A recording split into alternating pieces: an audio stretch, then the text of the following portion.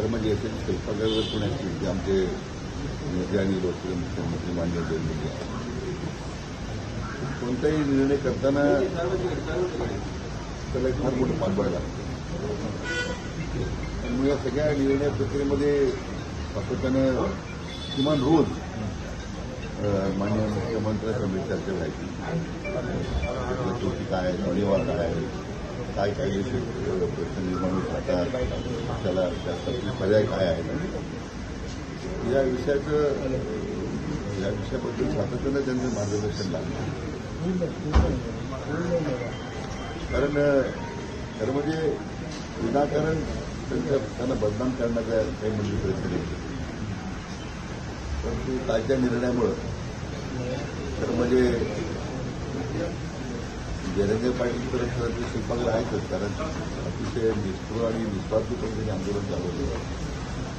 परंतु हे घडून हे निर्णय प्रक्रियामध्ये हे सगळं घडून आणण्यामध्ये माननीय देवेंद्रजींचा अतिशय सिंहाचा वाटा होता. पण खरं म्हणजे त्यांचं सुद्धा मी मनापासून अभिनंदन करतो. समस्या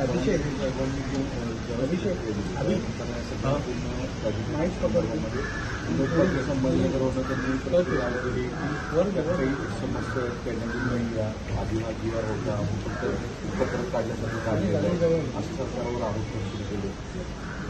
कसं आहे की मराठा आरक्षणासंदर्भात यापूर्वी अनेक मराठा समाजाच्याच लोकांनी वेगवेगळ्या प्रतिक्रिया देत किंवा वेगवेगळे मत त्यात मतभेद व्यक्त करून खरं म्हणजे हे आरक्षणाला अधिक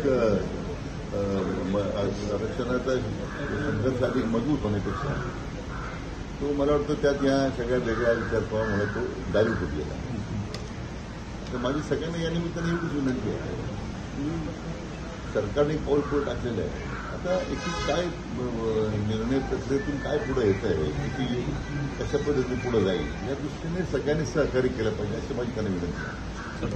वेगवेगळे मतप्रवाह निर्माण करून शेवटी त्यातून आरक्षण मिळालं का आपल्याला? हे असं चुकीचं होतं, ते बरोबर होतं, योग्य नाही, ते योग्य आहे, ठीक आहे ना. मग ह्या सगळ्या तुमच्या मागच्या 3-4 वर्षाच्या सगळ्या तुम्ही ज्या जी मतं व्यक्त करीत होता तर त्यातून खरं आरक्षण आपल्याला मिळालं नाही मिळालं, ते अपयशी पदरात पडला.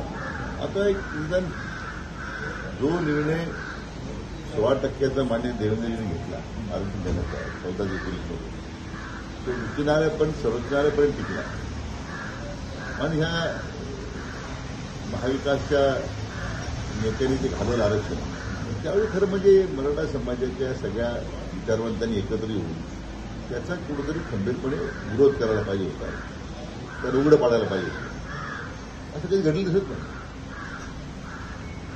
आणि 10% आरक्षण मग नंतर महायुतीने दिला. शिंदे साहेब मुख्यमंत्री होते, देवेंद्रजी अधिकारी मुख्यमंत्री. आता सुदैवानं सरकारच्या इच्छाशक्तीमुळे अद्यापही ते सर्वोच्च न्यायालय टिकून आहे, अंमलबजावणी सुरू आहे. मला वाटतं खरं ह्या सगळ्या याचा सगळा विचार करता आता मला वाटतं सगळ्या ह्या विचारवंतांनी या सगळ्या निर्णयावर टीका करण्यापेक्षा काही दिवस शांतपणे बसावं.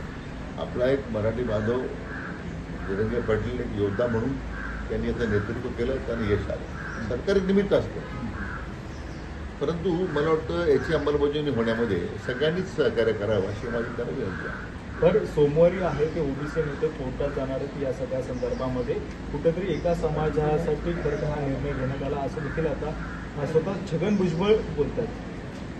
खरं म्हणजे मला वाटतं तो त्यांचा गैरसमज आहे.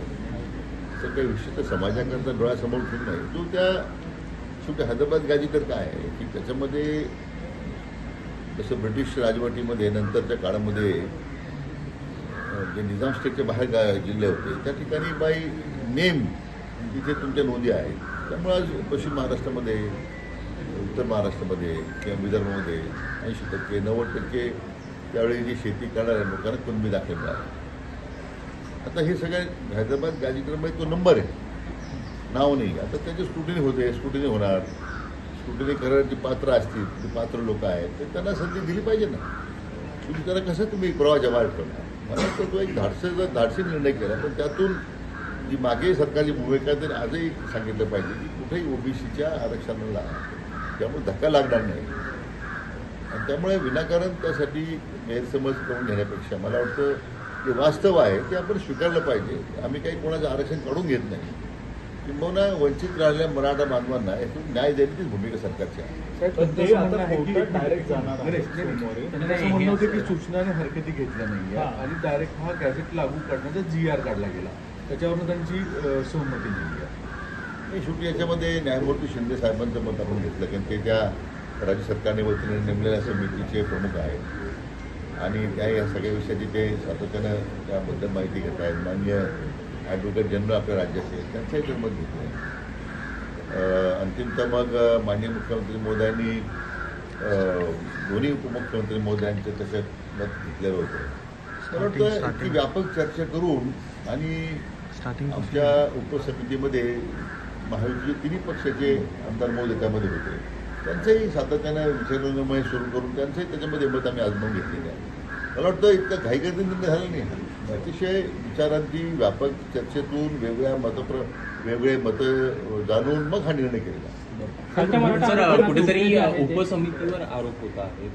लक्ष्मण हाके असं म्हणत आहे की उपसमितीला आरक्षणाचं एबीसीडी पण माहिती नाही आहे. कुठेतरी बायस पद्धतीनं उपसमितीनं काम केलेलं आहे. एकूणच ओबीसी नेत्यांकडनं कुठेतरी नाराजी व्यक्त होताना दिसत आहे.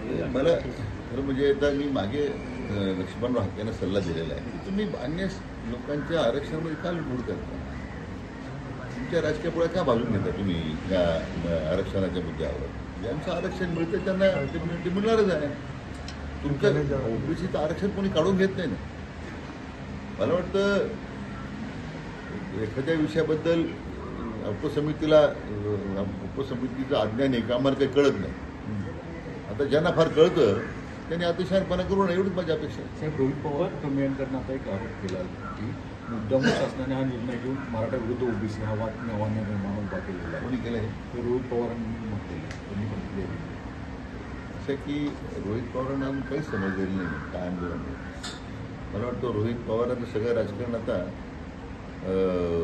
ते स्वतः बोलतात ते त्यांच्या काकांचं बोलतात ते समजत नाही. त्याचं माहिती घेतो मी. त्यांचे आजोबा मराठा आरक्षण आजोबांचं त्यांना मार्गदर्शन आहे.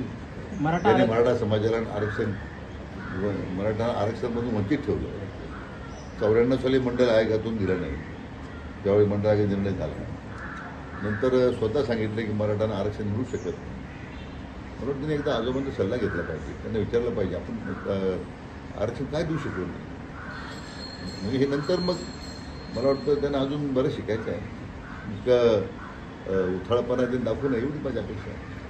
सदावर्ते देखील आहेत, ते तुमच्या असतील किंवा शिवेंद्रराजे भोसले या दोघांच्या विरोधात आता कोर्टामध्ये याचिका दाखल करणार आहेत असं सदावर्ते पण म्हणतात. नाही तर कसं आहे की ही काहींना निर्णय पटेल, काहींना पटला नसेल, काहींचा विरोध असेल. तर शेवटी नैसर्गिक प्रक्रियेमध्ये कोणीतरी विरोधात जाणार, न्यायालयात जाणार, तर ते आता आपण थांबू शकत नाही ना.